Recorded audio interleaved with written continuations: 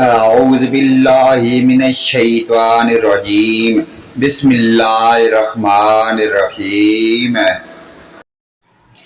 پیارے دوستو، آج ہم آپ کو کھانا کھانے کے بعد کی دعا سکھلاتے ہیں۔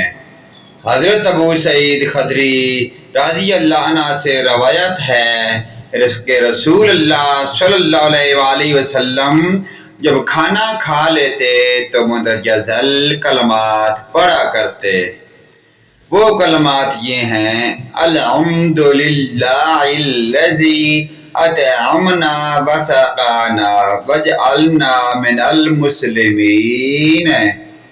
حمد و شکر اس اللہ کے لیے جس نے ہمیں کھانے اور پینے کو دیا اور ہمیں اپنے مسلم بندوں سے بنایا۔